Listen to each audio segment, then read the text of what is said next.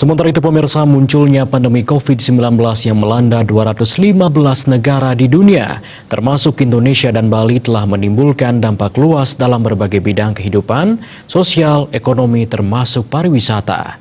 Untuk memulihkan kondisi pariwisata Bali, perlu dukungan masyarakat dan semua pihak dalam mengimplementasikan protokol lingkungan Clean Lines, Healthy Safety Environment (CHSE) di bidang pariwisata dan ekonomi kreatif.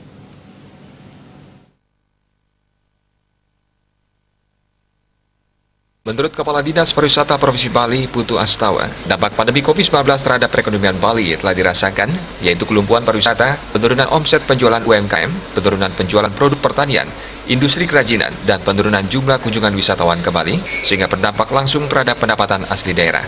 Sebagai upaya pemulihannya, perlu dilaksanakan implementasi protokol CHSE, tatanan kehidupan era baru secara ketat, dan dipublikasikan agar nantinya wisatawan nyaman berkunjung ke Bali.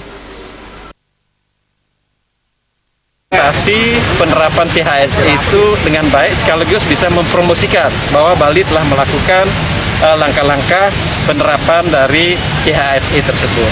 Di samping itu, kegiatan ini juga bertujuan untuk mempromosikan beberapa objek-objek wisata yang belum begitu dikenal oleh masyarakat luas, bahwa kita memiliki atraksi-atraksi yang cukup banyak, menarik untuk bisa dikunjungi, yang selama ini belum terekspos secara luas gitu ya.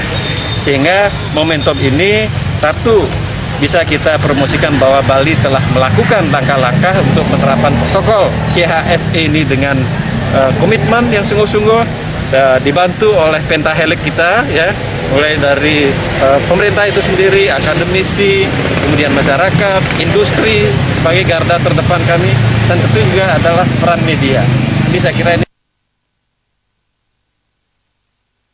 Putu Astawa menambahkan pentingnya edukasi penerapan protokol CHSE di DTW dan desa wisata, pengawasan penerapan protokol kesehatan di hotel, mempromosikan pariwisata era baru di Bali kepada masyarakat di luar negeri, sehingga saat negara lain mulai membuka diri, diharapkan jumlah kunjungan wisatawan bisa kembali seperti semula sebelum pandemi COVID-19.